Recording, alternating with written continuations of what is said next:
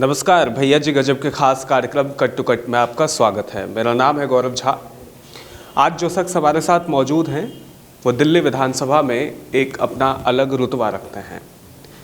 बिहार की पैदाइश है, बिहार से दिल्ली तक का सफ़र है और राजनीतिक करियर अभी उफान पर है। उतार चढ़ाव बीच में बहुत आए, लेकिन उन उतार चढ़ावों को सामंजस्य में लाते हुए वो आगे बढ़ते गए। दिल्ली में एक विधानसभा क्षेत्र है, नाम है बुराड़ी। वहाँ से विधायक हैं और ये तीसरी बार है जब विधानसभा सदस्य के तौर पर चुने गए हैं। संजीव झा जी हमारे साथ हैं, स्वागत करते हैं इनका। संजीव जी, स्वागत है आपका। बहुत बहुत धन्यवाद आपका। स्वागत के साथ पहला सवाल थोड़ा सा नॉन पॉलिटिकल चलते हैं, फिर पॉलिटिक्स पे आ जाएंगे। बिहार से आपकी शुरुआत हुई, बिहार से दिल्ली सफ़र कैसा रहा? देखिए, हम सब लोग जनरली बिहार से जब लोग दिल्ली आते हैं तो ये सोच के आते हैं कि जाकर हमें वहाँ पढ़ाई करना है, यूपीएससी करना है, करियर बनाना है। हम कोई पॉलिटिक्स करने दिल्ली जाएंगे ऐसा सोच के नहीं आए थे। हाँ, लेकिन सामाजिक मुद्दों पे थोड़ी चिंता ज़रूर रहती थी, तो अपनी पढ़ाई के साथ, अपनी नौकरी के साथ जो समय मिलता था वो सामाजिक मुद्दों पे काम करते रहते थे। तो सफ़र तो था कि दिल्ली में जाएंगे, अपना करियर बनाएंगे, नौकरी करेंगे, कामकाज करेंगे। लेकिन दिल्ली के और देश के हालात ने इस मुकाम तक ले आया। आम आदमी पार्टी के साथ राजनीतिक सफ़र शुरू हुआ। शुरू में आप छात्र विंग के साथ जुड़े, CYSS के साथ। फिर उसके अलावा आपने एक अपने करियर में कहीं ना कहीं कार्यकर्ता के तौर पर अधिक संघर्ष किया और फिर पार्टी को उचित लगा तो उसने टिकट दी और आप विधानसभा सदस्य के तौर पर आए।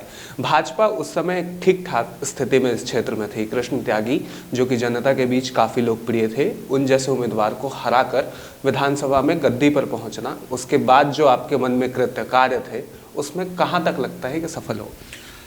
देखिए, आपने बिल्कुल ठीक कहा कि हम लोग इंडिया अगेंस्ट करप्शन का जो मूवमेंट शुरू हुआ, उस मूवमेंट में हम लोग जुड़े थे।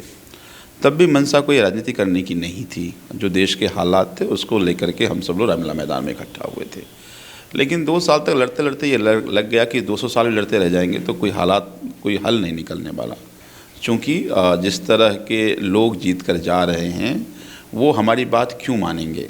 तो कहा भी जाता था कि चुनाव लड़के दिखा दो, चुनाव लड़के दिखा दो। तो फिर अरविंद जी ने आम आदमी पार्टी बनाई, हम उसके साथ खड़े हो गए। CYSS मैंने ही बनाया था, छात्र विंग हमने आम आदमी पार्टी का बनाया था, जो CYSS आप कहते हैं। 13 में जब हम चुनाव लड़ने आए थे तो चुनाव लड़ने की एक अपनी परंपरा होती थी। परंपरा ये होता था कि चुनाव लड़ने का मतलब है कि 10-20 गाड़ी आपके आगे पीछे चलते रहें। हर कॉलोनी में ठेकेदार होते थे, उन ठेकेदारों से बात करके उनको खुश करना है और चुनाव लड़ना है, चुनाव जीत जाना है। हम लोग आए, हम लोग एक एक घर गए, एक एक व्यक्ति से बात किया। हमने कहा क्या वर्तमान व्यवस्था से आप खुश हैं, और नहीं तो हम सब लोग इस व्यवस्था की बदलने के लिए हम सब लोग आए हैं। तो अगर आपको लगे कि हमारी लड़ाई ठीक है तो हमारे साथ जुड़िए।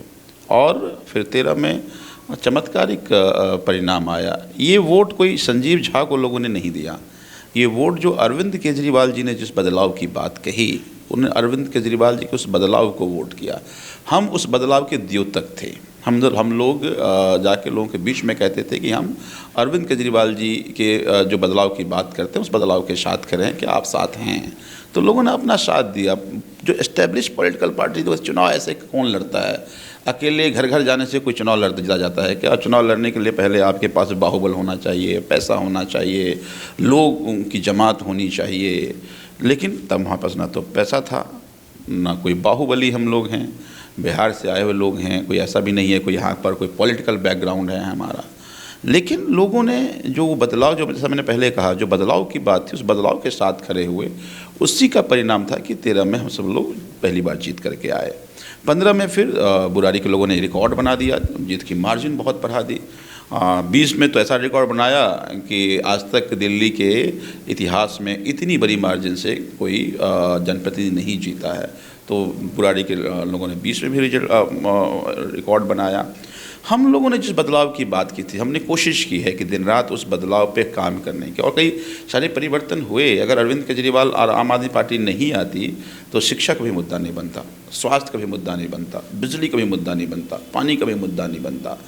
तो हमने पॉलिटिकल डिस्कोर्स को बदला है। और साथ में बुराड़ी विधानसभा की अपनी चुनौतियां थी। अनऑथराइज कॉलोनी से बसा हुआ विधानसभा, गलियां नहीं हैं, सड़कें नहीं हैं, बिजली नहीं है, पानी नहीं है, सीवर नहीं है। तो बहुत काम करने की गुंजाइश थी। हमने दिन रात काम किया है। कोशिश किया है कि उन तमाम जो बेसिक समस्या हैं उससे निजात मिले। और कम बेश मैं कह सकता हूँ आज के समय में कि बुराड़ी में जो बुनियादी दिक्कतें थी या बुनियादी विकास जो होना चाहिए वो हम कमोबेश अब कर चुके हैं। अब अपने विधानसभा को सुंदर करना है।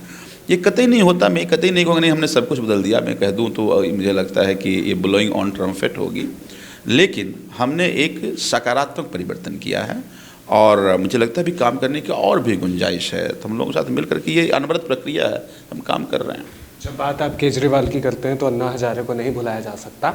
अन्ना कह रहे थे कि केजरीवाल का राजनीति में जाना कहीं ना कहीं नुकसान का सौदा है और केजरीवाल को राजनीति नहीं करनी चाहिए। ये अन्ना की कही गई बातें हैं। केजरीवाल इसके बावजूद राजनीति में आते हैं। दिल्ली के कुछ लोग आरोप लगाते हैं, जो यहाँ की जनसंख्या है उसमें से कुछ लोग, कि केजरीवाल ने दिल्ली को शराबी बना दिया, एक के साथ एक शराब की मुफ्त योजनाएं निकाल दी, मोहल्ला क्लिनिक के नाम पर वहाँ गाय भैंस बकरी जो भी चीज़ें होती है जानवर वो बंधी होती है, और ये सारी जो समस्याएं हैं वो केजरीवाल फैला रहा है। देखिए एक बात समझिए आप, ये कुछ लोग नहीं, ये भारतीय जनता पार्टी के लोग कहते हैं और भारतीय जनता पार्टी के लोग प्रोपेगेंडा करने में बड़ा ही प्रसिद्ध लोग हैं। प्रोपेगेंडा कुछ भी प्रोपेगेंडा कर सकते हैं और बेसलेस प्रोपेगेंडा कर सकते हैं। एक बात बताइए, वो कहते हैं कि शराब की नगरी हमने बना दिया।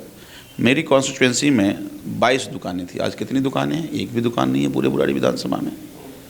आज कमोबेश पूरे दिल्ली में आप देखेंगे, पहले 975 दुकान थी, आज 200 कुछ दुकानें हैं दिल्ली में। तो कैसे शराब की नगरी बन गई? भारतीय जनता पार्टी के पास कोई मुद्दा नहीं है। हमें वो जानते हैं कि हम काम कर रहे हैं। वो स्कूल के नाम पर, अब मोहल्ला क्लिनिक की बात कर रहे हैं आप, यहीं बाबा कॉलोनी मोहल्ला क्लिनिक है, जाकर देखिए वहाँ पर गाय बैठ रहा है या डॉक्टर बैठ रहा है। मेरे यहाँ 17 मोहल्ला क्लिनिक हैं और 17 मोहल्ला क्लिनिक में जाकर देखिए कि वहाँ पर डॉक्टर हैं कि नहीं हैं। हाँ, जैसे इन्होंने बदमाशियाँ करी, जैसे हमने कुछ PWD के जो NH वाले रोड पे हमने जहाँ जगह थी वहाँ हमने मोहल्ला क्लिनिक बनाया, लेकिन मोहल्ला क्लिनिक जब बन के तैयार हो गया तो उनको उन्होंने ऑपरेशन होने से रोक दिया। तो अब वो वहाँ पर चूँकि वो फंक्शनल ही नहीं हुआ, तो मोहल्ला क्लिनिक लिखा तो हुआ है, इन लोगों ने साजिश के तहत उसको बंद करवा दिया ज़बरदस्ती कि हम PWD रोड पे आपको नहीं खोलने देंगे मोहल्ला क्लिनिक। ऐसे 10-20 मोहल्ला क्लिनिक जो बन गया था और बाद में LG ने रुकवा दिया, MCD ने रुकवा दिया, वो सब मोहल्ला क्लिनिक चूँकि फंक्शनल नहीं हुआ तो अब जैसे कि वहाँ पर वही वीडियो ले लेके चलाते रहते हैं। लेकिन पूरे दिल्ली में 546-47 या बढ़ ही रहा है, जब वो अब बढ़ गया होगा, अब 546-47 मेरी जानकारी मोहल्ला क्लिनिक है जो ऑपरेशनल हैं। अब देखिए लेकिन साजिशें हो रही हैं। साजिश क्या हो रही है कि आज LG साहब अब मेडिसिन जो आ रहा था उसका टेंडर रोक दिया, डॉक्टर्स की सैलरी रोक दी, नर्सेस की सैलरी रोक दी।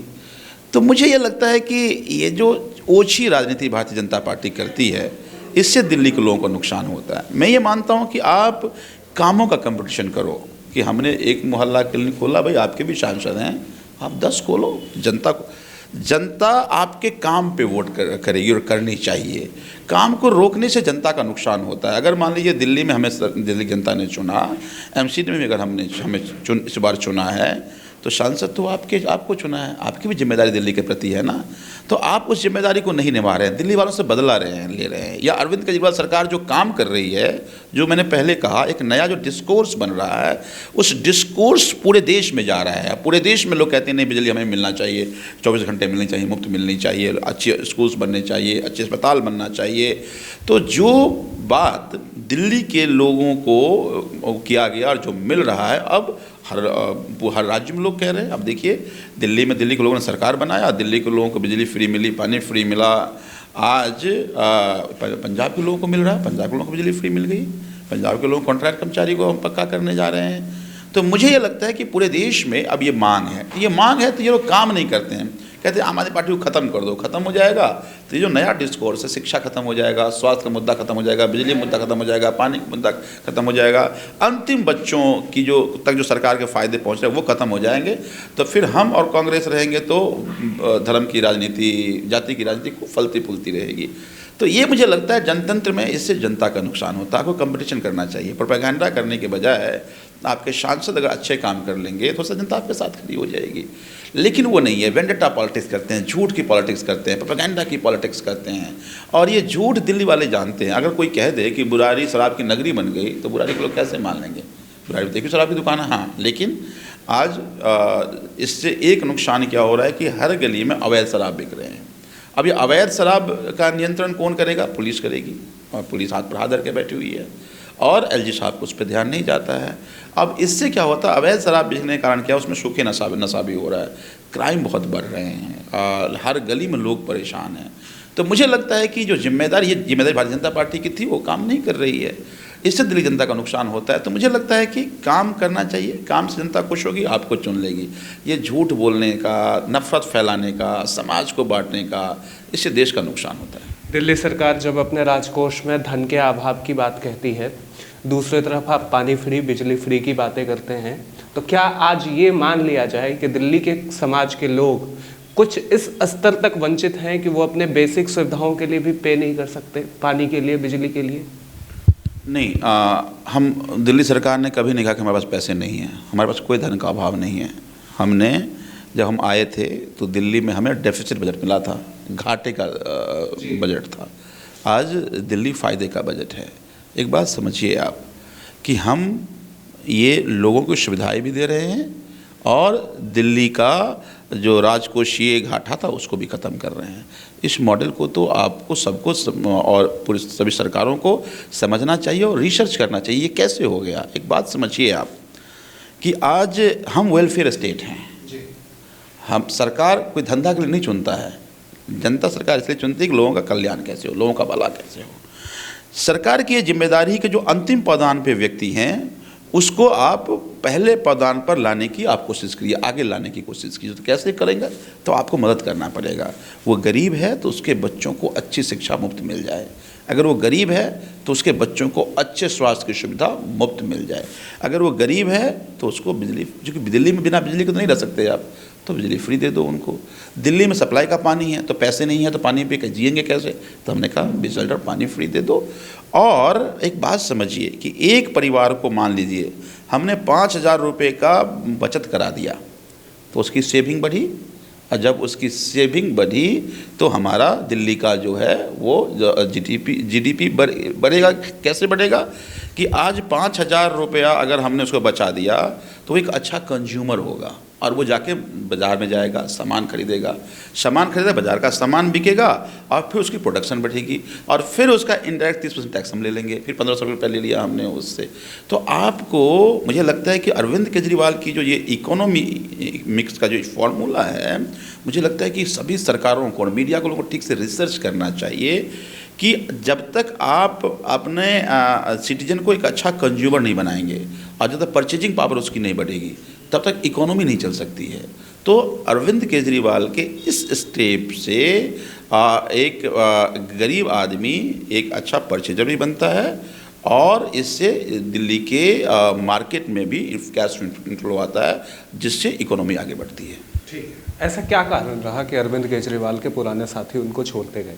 कुमार विश्वास, योगेंद्र यादव, प्रशांत भूषण सहित सैकड़ों नाम हैं। देखिए, जब आप इकट्ठा होते हैं तो एक काउज को लेकर के इकट्ठा होते हैं। अलग अलग जो लोग हैं उनकी अलग अलग अपने अप्रोच हैं, पर जब काउज कोई बड़ा हो जाता है तो सब लोग इकट्ठा हो जाते हैं। लेकिन कई बार लगता है कि नहीं, उनकी जो मेंटालिटी है, उनका जो अप्रोच हो सकता है वो मैच नहीं कर रहा हो। और दुनिया की ऐसी कोई संस्था नहीं है जो पहले दिन से जो शुरू हुआ हो वो ख़त्म तक इकट्ठा लोग रहे हैं। नहीं हो सकता, घर में नहीं होता। परिवार में आजकल 4 बच्चे हैं तो शादी होते ही बढ़ जाते हैं, वो परिवार नहीं बन पाता। तो क्यों? उनके अलग अलग अपने अप्रोच हैं, अपने सोचने के तरीके हैं, तो उनके अपने सोचने के तरीके थे। मुझे लगता है कि आज अरविंद केजरीवाल जो कर रहे हैं वो इस देश की ज़रूरत है। इस देश को अगर आगे बढ़ाना है तो आपको अंतिम व्यक्ति को शिक्षा के सिवाय दूसरा कोई रास्ता नहीं है कि हर एक बच्चे को क्वालिटी एजुकेशन मिल जाए ताकि वो जीवन में आगे बढ़ पाए। बिना आप, इस देश को ज़रूरत है कि क्वालिटी स्वास्थ्य की सुविधा हर एक व्यक्ति को मिले। आज मान लीजिए कोई आदमी, गरीब आदमी अगर बीमार पड़े और देश के सरकारी अस्पताल का हालात ये है कि अस्पताल ले जाते हैं तो लगता है कि हम मौत के मुंह में धकेल रहे हैं, क्योंकि बेसिक इलाज की सुविधाएं नहीं हैं। तो अगर एक बीमार आदमी का इलाज ठीक से नहीं होगा, वो उसके बच्चों को शिक्षा नहीं मिल पाएगा, देश कैसे आगे बढ़ेगा? तो आज अरविंद केजरीवाल जो पॉलिटिकल डिस्कोर्स बनाया उसको देश की ज़रूरत है और उस पर दिन रात काम कर रहे हैं।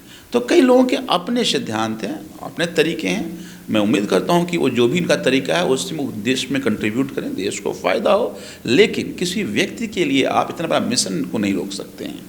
तो ये एक जर्नी है, कई लोग जुड़े भी, कई लोग गए भी, आगे भी कुछ जाएंगे, कुछ जुड़ेंगे। लेकिन जो अरविंद केजरीवाल जी ने जो एक नया पॉलिटिकल डिस्कोर्स बनाया है वो आगे बढ़ते रहे, वो बहुत ज़रूरी है। एक बात के लिए आपकी तारीफ़ की जा सकती है, वो है स्वास्थ्य से जुड़ी बातें। अस्पताल का आपने जो वादा किया वो पूरा किया। बुराड़ी की जनता के लिए और क्या क्या ऐसे वादे हैं जो संजीव झा आगे आने वाले वर्षों में पूरा करने वाले? देखिए, जैसा मैंने पहले कहा कि जब मैं विधायक बना बहुत बुरे हालात थे हमारी कॉन्स्टिट्यूंसीज के। आज हमने ये तो कह सकते हैं कि जो बुनियादी चीज़ें हैं उस पर हमने काम किया, लेकिन अभी बहुत काम करना है। डेवलपमेंट का कतई ये मतलब नहीं होता कि आप केवल गली सड़क बना दें तो हम मान लें कि हमने विकास कर दिया। डेवलपमेंट का, ओवरऑल डेवलपमेंट का मतलब ये है कि हम अच्छे स्कूल की और व्यवस्था करें, हॉस्पिटल्स अभी हमने खोला है वो ठीक से चल पाए, ट्रैफिक का इशू है उससे निजात दिलाना है, पार्क की बहुत सारी समस्याएं हैं, पार्क बनाने हैं। हमारे पास खेलने के बहुत सारे ग्राउंड्स नहीं हैं, खेल के बहुत सुविधाएं नहीं हैं, उस पर काम करना है। तो भी बहुत सारे काम करना है और अपने विधानसभा को डेकोरेट करना है, सजाना है। और हर एक बच्चे को जब मैं पहली बार विधायक बना तब मैंने यही कहा था कि जब मैं बुराड़ी आया तो बुराड़ी मुझे दिल्ली नहीं दिख रहा था, राजधानी नहीं दिख रहा था, हम नहीं लगता राजधानी का ये हिस्सा है। तो हमने कहा था कि हम इतना तो ज़रूर कर देंगे कि आपको लगेगा नहीं जहाँ मैं रह रहा हूँ ये राजधानी का ही हिस्सा है। और अब बहुत हद तक उस पर हम काम कर लिए हैं, आगे उस पर और काम करना है। मैं इतना आश्वस्त ज़रूर कर सकता हूँ कि जितनी भी ज़रूरतें हैं एक इलाके में लोगों को रहने के लिए, वो सब हम करके आपको देंगे। सत्येंद्र जैन पर बात आएगी अब। सत्येंद्र जैन जेल में रहते हुए जेल मंत्री हैं, वीडियो लीक हो जाती है, सरकार कुछ नहीं करती। देखिए, आपने कहा ना वीडियो लीक हो जाती है, ये तो बहुत ख़तरनाक है ना कि ये वीडियो बनी कैसे और ये वीडियो लीक कैसे हुई। एक व्यक्ति कैद में है, सब बड़ी चिंता तो सिक्योरिटी को लेकर के है। आप समझिए कि जेल मंत्री का ही वीडियो लीक हो जाए तो बाकी के साथ क्या होता होगा। तभी मैंने कहा कि ये भारतीय जनता पार्टी की एक साजिश है। देखिए, हमारे सभी विधायकों पे अभी तक 169 एफआईआर हो चुके हैं अलग अलग केसेस में। उस 169 एफआईआर में अभी तक 146 एफआईआर को कोर्ट ने एक सिरे से खारिज कर दिया। उसने कहा कि पॉलिटिकली बायस्ड एफआईआर है और पुलिस एक पार्टी की तरह काम कर रही है। अब तो क्यों कर रहे हैं कि भारतीय जनता पार्टी की कोशिश ये थी किसी तरह से इनको बदनाम कर दें। भाई किसी तरह से हमें, मेरे पे एक एफआईआर कहा मैं दंगाई हूँ बहुत बड़ा। आप सब क्षेत्र के लोग हैं, जानते होंगे, क्षेत्र की जनता जानता है कि मैं कितना बड़ा दंगाई हूँ। लेकिन भारतीय जनता पार्टी की पुलिस ने मुझे दंगाई साबित कर दिया। इसी तरह से तो फिर कह देंगे मुझे विधायक रिजाइन कर देना चाहिए चूँकि मैं दंगाई हूँ।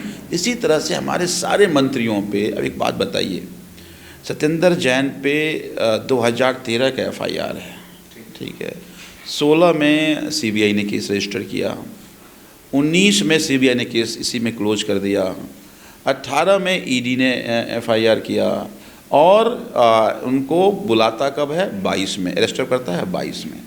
इसका मतलब ये है कि उनको इतने लगभग 9 साल में उन्होंने करप्शन क्या किया आज तक साबित नहीं कर पाए। आज भी कोर्ट में नहीं दे पा रहे हैं वो, तमाम कोर्ट के डांट के बावजूद सबूत नहीं दे पा रहे हैं, केवल टाइम बाई कर रहे हैं जाकर के कि हाँ जी अब ये इस पे जांच कर रहे हैं। किसी एक बंदे को जब बिल लगता है किसी बंदे को उठा लेता है, हमने इसको पकड़ लिया है, अब इससे कुछ सबूत मिल जाएगा। सबूत नहीं मिल पाया। इससे बड़ी ईमानदारी क्या हो सकती है कि केंद्र सरकार ने अपनी सारी एजेंसी से एक व्यक्ति के पीछे लगा दिया और 9 साल में 9 रुपये का करप्शन कोर्ट में वो साबित नहीं कर पाया। इसका मतलब ये है कि ये पॉलिटिकल साजिश है और मुझे लगता है ये जनतंत्र के लिए बहुत अच्छी बातें नहीं हैं।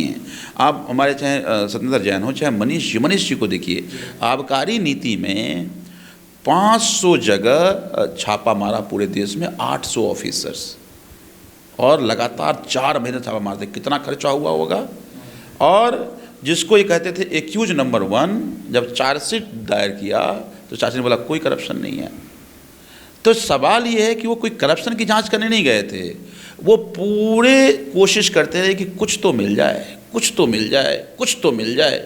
कुछ नहीं मिला। प्रधानमंत्री जिस जांच की निगरानी कर रहे हो, गृह मंत्री जिस जांच की निगरानी कर रहे हो, अधिकारी के कान पे बंदूक रखे हो कि कुछ तो निकालो, कुछ तो निकालो, एक अठन्नी का करप्शन नहीं निकाल पाए। कल की ही घटना है। अब बताइए ये कितना बड़ा मतलब जनतंत्र का मजाक उड़ाना है कि कल छुट्टी के दिन मनीष जी के सचिवालय वाले ऑफिस में जा कर के सीबीआई ऑफिस खुलवाती है और जांच करके चली जाती है। जब हम कहते नहीं हम तो जांच के लिए आए नहीं, तो क्यों गए थे? तो चोरी करने गए थे तुम? चोरी का एफआईआर होना चाहिए उन पे। सरकारी दफ्तर में आप बिना सैंक्शन के घुस जाना, ये तो क्राइम करना हो गया ना। क्यों कर रहे हैं? कि कहीं से कुछ मिल जाए, कहीं से कुछ मिल जाए। तब अरविंद केजरीवाल कहते हैं कि हमारे मंत्री, हमारे विधायक कट्टर ईमानदार हैं। और अगर सत्येंद्र जैन ने, आप ही कह रहे हैं कि अस्पताल में बहुत काम हुआ, मोहल्ला क्लिनिक के मॉडल को पूरे देश विदेश में चर्चा। कॉफी अन्नन ने कहा कि चूँकि प्राइमरी हेल्थ पूरे वर्ल्ड में काम करते हैं, उन्होंने कहा कि प्राइमरी हेल्थ डिलीवरी का इससे बढ़िया मॉडल पूरे वर्ल्ड में नहीं है। तो जो व्यक्ति इतना काम किया उसको आप बिना किसी आपके प्रूफ के आप जेल में बंद रखे हो, तो हमारी क्या जिम्मेदारी है कि हम उसकी ईमानदारी के साथ खड़े रहें। आम आदमी पार्टी सत्येंद्र जैन के साथ इसलिए खड़े रहे क्योंकि वो कट्टर ईमानदार है, और हम खड़े रहेंगे। सवालों के अंत में एक दो सवाल और आपसे। सवाल ये कि बीते 11 तारीख को एमसीडी में जब मेयर पद का चुनाव हो रहा था, तो वहाँ पर भारतीय जनता पार्टी के कार्यकर्ता, पार्षद आरोप लगाते हैं कि आम आदमी पार्टी की तरफ से तोड़फोड़ की गई और उसके बाद वो राजघाट पे जाकर धरना देते हैं। हाँ, मुझे ये लगता है कि देखिए 15 साल से एमसीडी में भाजपा थी। 15 साल के बाद दिल्ली की जनता उनसे परेशान हो गई और आम आदमी पार्टी की मेजॉरिटी दिया।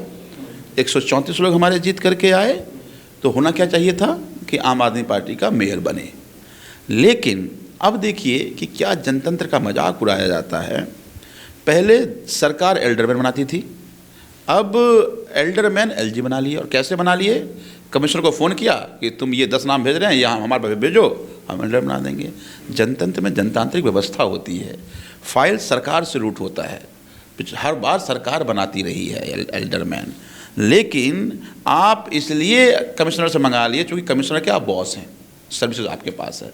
तो सर्विसेज आपके पास है तो पूरी ट्रांसफर्ड सब्जेक्ट कहते हैं इसको, और ट्रांजैक्शन ऑफ बिजनेस रूल को आप भूल करके, सरपास करके आप काम कर लोगे। तो इसका मतलब जनतांत्रिक व्यवस्था को आप नहीं मानते, संविधान को आप नहीं मानते, संविधान में जो दिल्ली व्यवस्था की गई थी उसको नहीं मानते।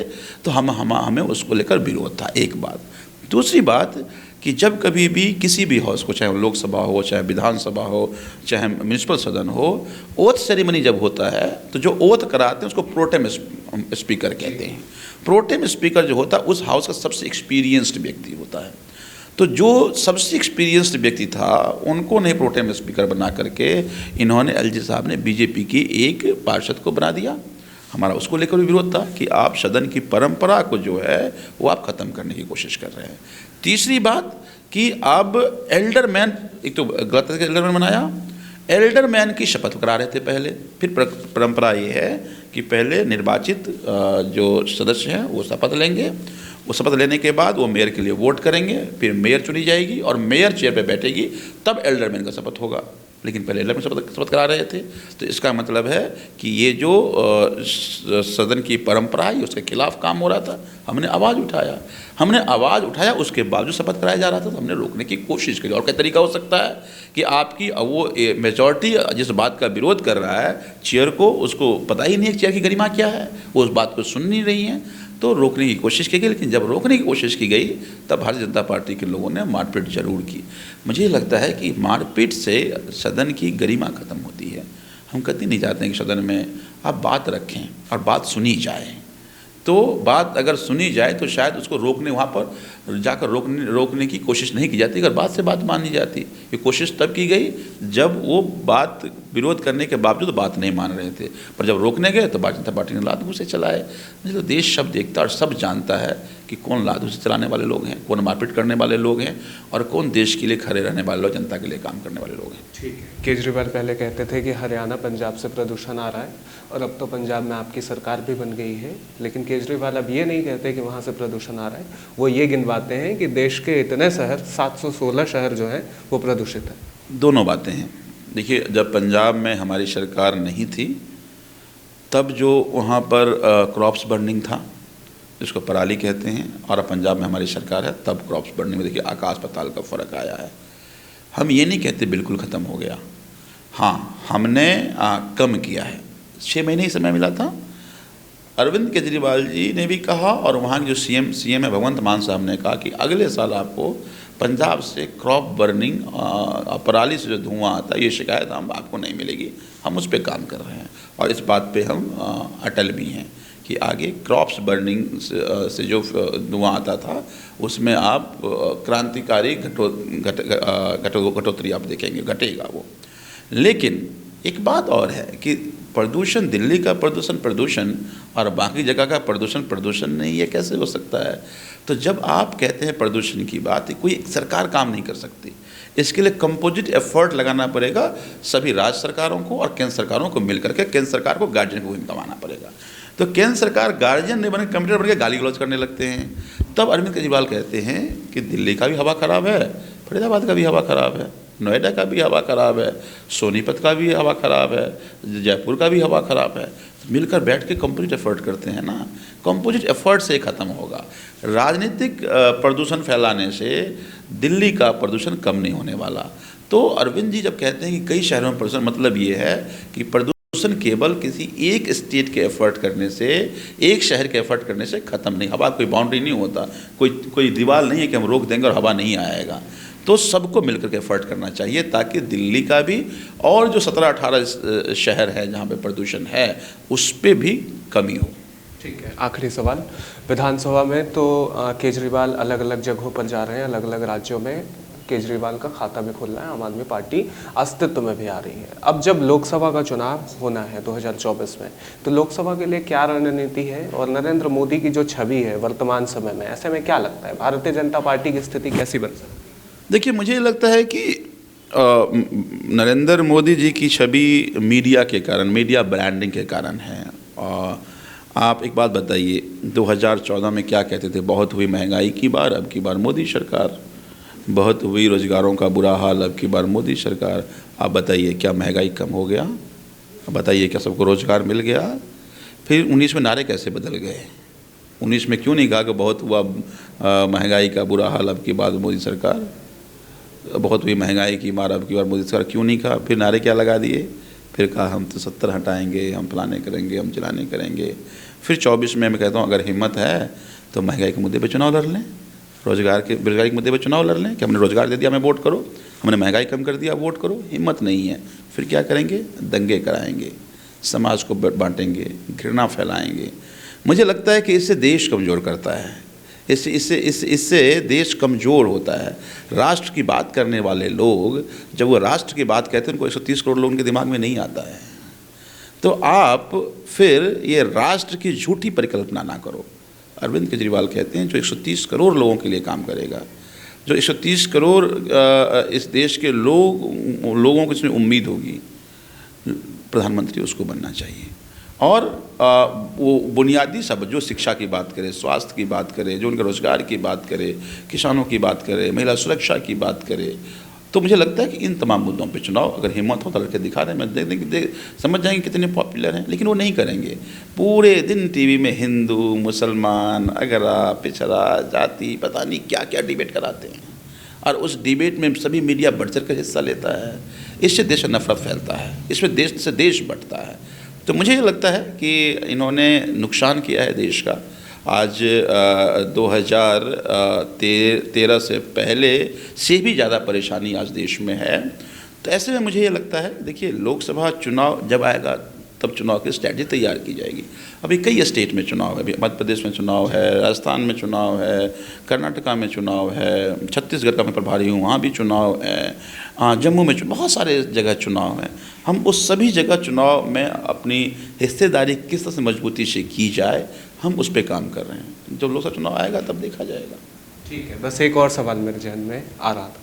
सवाल ये है कि एनआरसी और सीए का मुद्दा जब भी उठता है तो अमित शाह और भारतीय जनता पार्टी गर्म होकर उस मुद्दे को उठाती है, लेकिन विपक्ष की तरफ से ऐसी कोशिश की जाती है कि इस मुद्दे को थोड़ा सा शांत रखा जाए। आखिर क्या कारण हो सकता है कि विपक्ष इस मुद्दे को शांत रखना चाहता है? और दूसरी बात, आम आदमी पार्टी का संजीव झा का स्टैंड क्या है? क्यों नहीं करती? एनआरसी की बात कर रही थी, क्या हो गया? सीए की बात करने वाले लोग क्यों नहीं हाउस में लेकर आ रहे हैं? चुप क्यों हो गए? आप आसाम में जब ये एनआरसी की बात हुई तो वहाँ पर हमारे बिहार पहला जो माइग्रेशन हुआ था बिहार का, वो आसाम में हुआ था। 50 में, 60s में, 70s में, 80s में माइग्रेशन आसाम में, बहुत सारे बिहार के लोग हैं। उन सब को आसाम से बाहर कर दिया गया। जो आर्मी में जनरल थे उनको कहा कि आप सिटीजन नहीं हो। क्यों? आज मान लीजिए दिल्ली में आप हैं और आपको पूछा जाए कि भाई 70s का आप प्रूफ दीजिए, कि आप दे पाएंगे? नहीं दे पाएंगे। फिर मान लीजिए आप बिहार गए, आपने बिहार में अपनी ज़मीन भी बेच ली, बिहार में कोई प्रॉपर्टी भी नहीं है, तो फिर क्या आप जैसे सिटीजन नहीं रहेंगे आप? मेरा ये मानना है कि ये मुश्किल काम है। भारतीय जनता पार्टी जानती है इस बात को। आसाम में करके इन्होंने क्या चुनौतियां आती हैं, क्यों नहीं आसाम में एनआरसी के मुद्दे पर चुनाव लड़ लिया? चुनाव लड़के दिखाते, जनता औकात बता देती। फिर वहाँ हिंदू मुसलमान पर चले गए वो, फिर धर्मों की बात करने लगे वो। तो मुझे ये लगता है कि भारतीय जनता पार्टी केवल बातें करती है। ये बात करने वाले लोग हैं, केवल नारा देने वाले लोग हैं, एग्जीक्यूशन नहीं करते, एग्जीक्यूट नहीं कर सकते। ये केवल अगेन वो नफ़रत फैलाना, ये समझाना नहीं हम किसी खास वर्ग को हम ठीक कर देंगे, इसलिए हम ये सीए की बात कर रहे हैं या एनआरसी की बात कर रहे हैं। मुझे ये लगता है कि जिस तरह का उन्होंने पूरी परिकल्पना की, तो इम्प्लीमेंट करना ही बहुत मुश्किल है। लेके आए ना, सदन में लाएँ, कानून बनाए, मेजॉरिटी में है, बाकी काम तो ऑर्डिनेंस के जरिए कर लेते हैं। अब क्यों चुप हो गए? अपोजिशन नहीं चुप है, सरकार चुप है। इस पर सरकार नहीं बात कर रही है। दें इसका फॉर्मूला, और फिर हिम्मत है तो 2024 से पहले इम्प्लीमेंट करके दिखाएं, और क्या पता चल जाएगा इनको। तो केवल मकसद इनको ना तो किसी सिटीजनशिप से मतलब था, ना तो किसी तरह के आइडेंटिफिकेशन से इनको मतलब है, केवल देश में नफ़रत फैलाना है। ये मैसेज देना है कि हम खास वर्ग के लोगों को ठीक कर देंगे। अब ये बताइए कि आप अगर इंडियन हैं तो आपको सबूत देना पड़ेगा, और वहीं अगर मान लीजिए पाकिस्तान से आ गए तो आपको सबूत नहीं देना पड़ेगा, ये कानून कहती है ना। तो भाई इसका मतलब तुम्हारा पाकिस्तान प्रेम है, तुम्हारा बाहर के लोगों के जो 3-4 कंट्री, बांग्लादेश के बारे में, पाकिस्तान के, वहाँ से अगर आप इंडिया आ गए तो आपको कोई प्रूफ दिखाने की ज़रूरत नहीं है। हाँ, मैं अगर इंडियन हूँ तो मुझे प्रूफ दिखाने की ज़रूरत है कि मैं इंडियन हूँ। ये कैसा कानून है भाई? तो कानून की परिकल्पना ही बेसलेस थी। तो मुझे लगता है कि ये सब बातें केवल नफ़रत फैलाने के लिए, इनको देश के लोगों से कोई मतलब नहीं है। हमसे बात करने के लिए शुक्रिया। Thank you. तो ये हमारे साथ संजीव झा जी थे, जिनसे हमारी बातें हो रही थी, और बहुत शानदार बातें हुई है। हर मुद्दे पर बात हुई है, राजनीति से लेकर के नॉन पॉलिटिकल बातों तक। बाकी देखते रहिएगा चैनल भैया जी गजब।